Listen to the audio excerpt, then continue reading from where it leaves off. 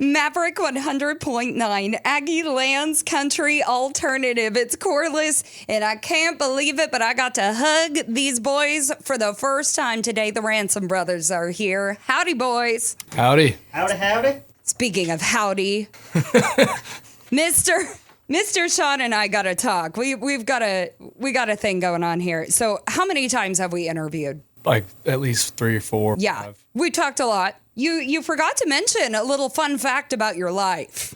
I graduated from Texas A&M University in 2018 with a degree in University Studies Business, and I did not mention that to anybody. And I'm going to call him out. He also didn't wear his ring today. I did not wear my ring. So he can't even prove to me that he's an Aggie. I have pictures of me with my ring on. You did, and you were a cadet even. I was in the Corps of Cadets. I was in Company E2 and Company C2. And we have all the same friends. Adam Hill, Wade Hill, like, oh my gosh. I don't know how this... And that's why I think I figured somebody probably told you at some point, because you're friends with Taylor Graves, Adam. I am. And Taylor never even said that. Together. Yeah, Taylor and I are co-workers. I know. Yeah, I don't know why. Y'all are crazy. I don't know why she wouldn't have just said, oh yeah, he's an Aggie. A lot of things slip my mind, but I feel like that would not be one of them. Especially like when I found out when I met Taylor, I literally attacked her with oh my gosh, do you go here? Did you do this? Did you do that? Let's listen to your songs. I was all over the place, which I'm always all over the place, but fun. That's a fun fact. After talking with the Ransom Brothers this long, one of them is an Aggie. Just one. Well, Wade Hill's been playing with you guys lately at a few live shows, so we're super stoked about that. And you guys already have a humongous band. Is 6-piece? It goes from 6 to 5 to 7 to we're just gonna start adding a gospel choir. And, I want a horn section. Okay, I was gonna say if I have any say in this, I want horns, more brass. That's 100%. And I will take you down that rabbit hole of where my obsession with brass is all day long. But you guys are bringing in new music. I am stoked about that because we've already heard such incredible stuff from you guys. So today is Back to Today. Tell me a little bit about Back to Today. So Sal and I had taken a vacation. We flew to Las Vegas. And the plan was to just fly there, get a rental car, and just start driving to... Get married and come on back. Yeah, exactly. No. We were going to drive to Kalispell, Montana, and then head home. And I remember before we had left, I'm a planner. I like... And some things I'm not, and there's probably people that'll listen to this and be like, you're not a planner. But for vacations, I absolutely am. And I was like, okay, when are we going here? When are we doing this? What are we doing with this? And like everybody on the trip's like, I don't know, we'll figure it out. I don't know, man, we're going on a road trip. And the whole time I was like, okay, this is stressful. So this is right smack in the middle of COVID. This is October of 2020. I had no itinerary. I had no plan. I had no nothing. It was just like, get a North Face backpack, fill it up with, whatever you need to go camping in, and we'll start driving, and we'll hit a national park. We'll stop. We'll camp. We'll get an Airbnb in Salt Lake. We'll get a national parks, like a national wildlife reserve cabin. We'll stay there.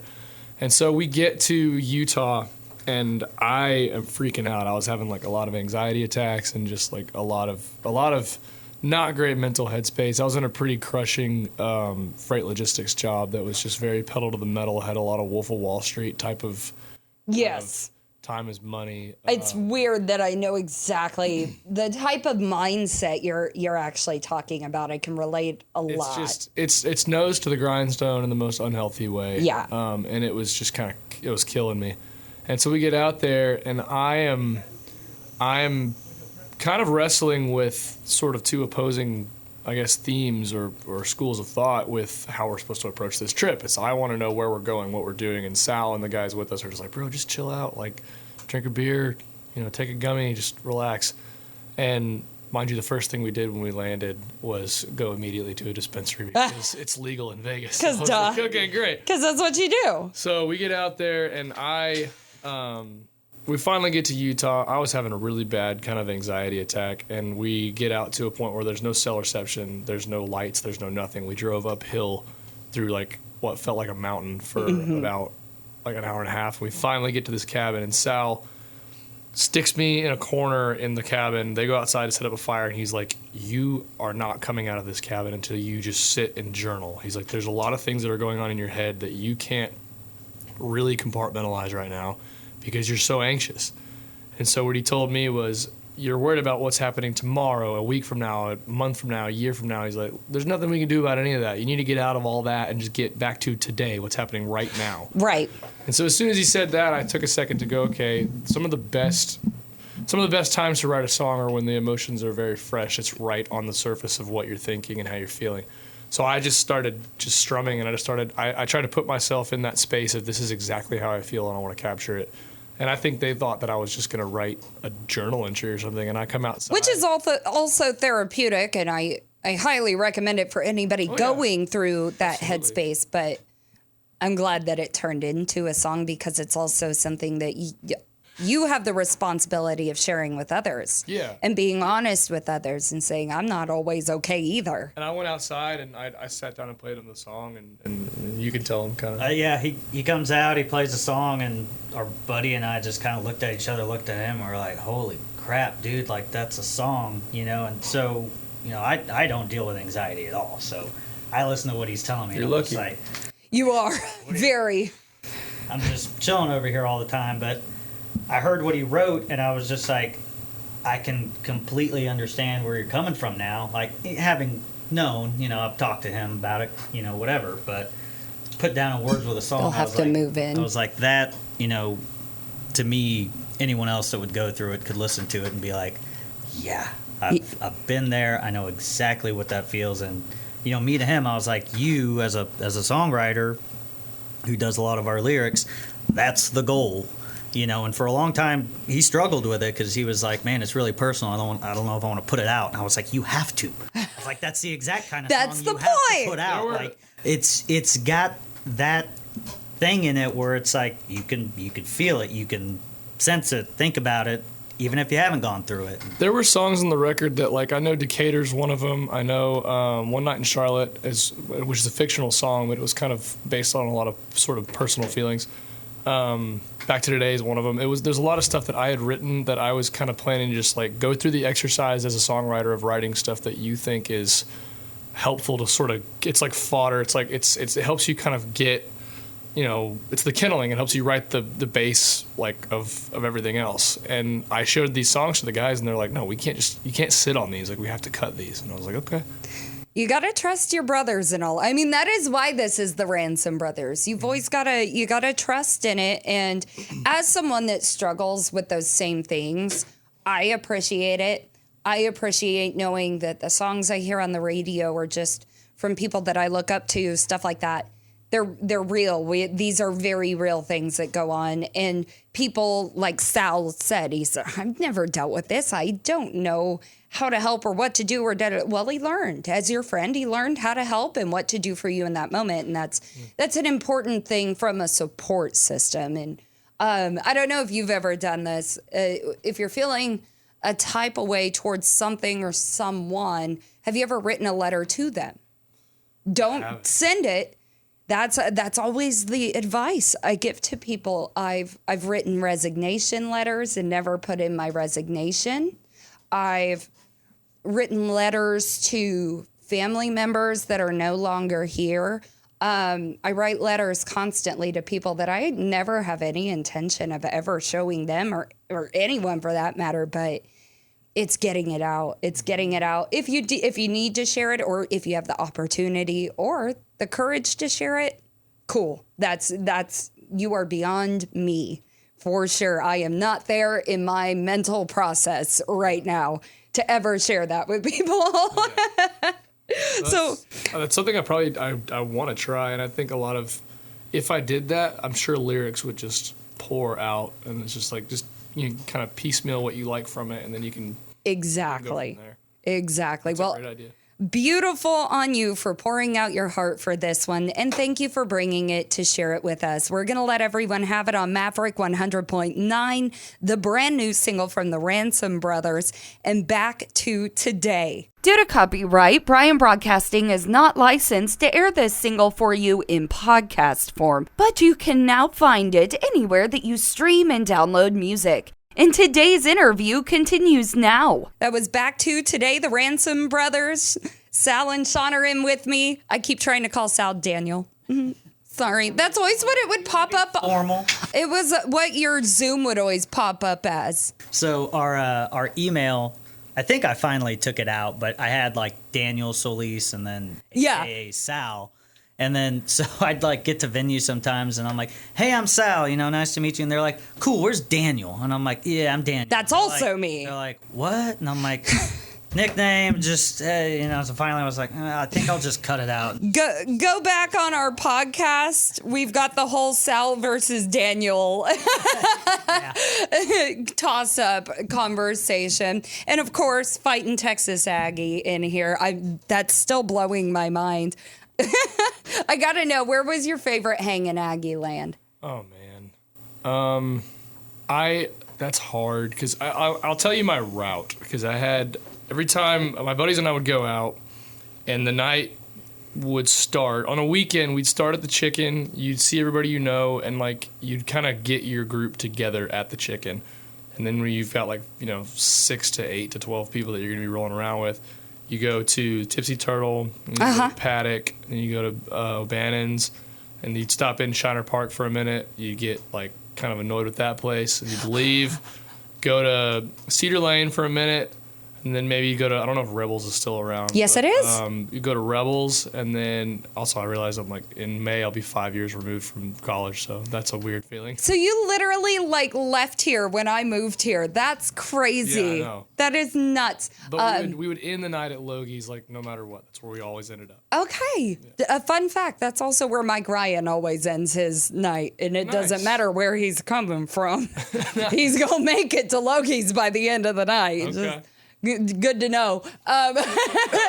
Mine is definitely Cedar Lane because they play Roy Orbison and the Grease soundtrack, and I go in there and I dance like a sober buffoon. It's ridiculous. They had dollar beers on Thursday nights, and that was I should have led with that when you're like, what was your hang? I was like, dollar beers every time. Dollar bit, just whoever had them. You show up with the $10 bill, and then you don't remember the night. Exactly, it was easy. And what was the most hilarious thing was in the Corps of Cadets, there's what's called the Corps Run, and it's every home game we had, every Friday morning of a home game weekend, you get up and the entire Corps of Cadets, normally each outfit has a workout that you do on your own, but the entire Corps does the run together, and it's led by the Commandant and the Corps Commander, and they all run out in front. And so you've got all these super high and tight, straight-laced, really kind of gung-ho people. And then there's my degenerate friends who are being peeled off the sidewalk and having to form up in formation in the back, and we are sweating alcohol. Yeah. We smell like distilleries. And so we're in the back of the block just trying to fight off a heart attack, just okay. Let's just get through this.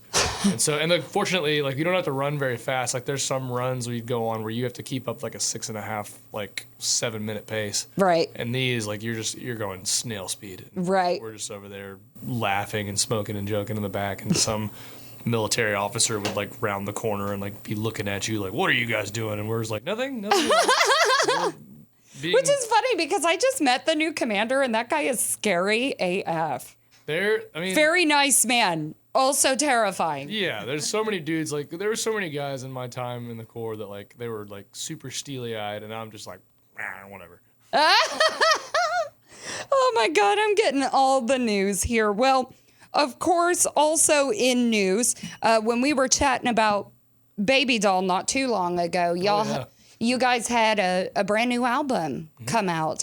And so congratulations. Have you seen a lot of good things come from that for you? Yeah, a lot of traction, a lot of great reviews. I think the biggest thing that we keep seeing in the reviews is that the entire purpose of us titling the album Resurgence, we wanted to bring back that old school 70s rock, that sound that we thought had kind of been misplaced, or that it had sort of or a little lacking. Yeah, we hadn't really heard a whole lot of it as of late, and we wanted to bring that back. And everybody who's reviewed the record has said that's exactly what they did. They accomplished it. Everybody on the record just made that sound very noticeable and very clear, and we're very proud of that. Well, and because of that, now you guys are working towards more new music, and you're gonna go for an even heavier sound. Is that what inspired it? No, the record was on its own just an entirely awesome experience that just stands alone. We wanted to do that record right, and I think we did. We kind of we've pivoted away from sort of that space. The band has been through, a lot of stuff has happened in the short time since we released the record.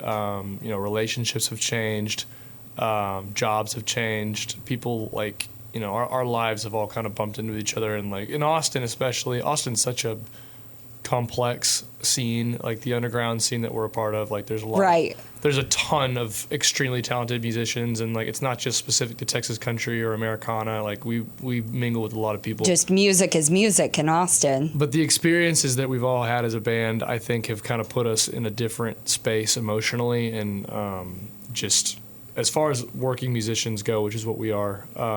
We're realizing that we have a little bit of a different rhetoric that we want to put out on the next record. It's going to be a little bit darker. It's going to be a little bit more grungy is kind of the word that I want to say. Mm-hmm. But or even a little emotional. Yeah, a little bit more emotional, a little bit more, I guess I'll choose the word grungy for now. I'm hesitant to say that because we want it to be more focused than that. Sometimes you think of grungy and it's just piss and vinegar, just... Right. Yeah. Which, you guys are in the very big... still, you can go get their current album. Please go check that out because they put a ton of work into that. The whole team did. And so we want you to check that out. But going forward, I think it's awesome that you guys are you're finding a different path, but it is still new. I'm just excited now. I am overly excited. I am way too early on my excitement train to see what you come up with next. We're in the woodshed right now. We're not quite ready to unveil anything yet, but we've got. You're definitely working. We've got the songs that have inspired us to make the rest of the record. Yeah, and that's kind of where we're at. Absolutely. Well, go check them out. The Ransom Brothers. They're everywhere. If they're ever in Aggie land, besides just to see me. Ha! In your face. I will let you know immediately because I would be so stoked for it. But you guys, thank you so much for actually coming in. It was so good to hug you. I usually say meet you. It was so good to hug you. Yeah. Yeah, thank you so much for having us. And yes, to put my arms around you, Carlos. It was just lovely.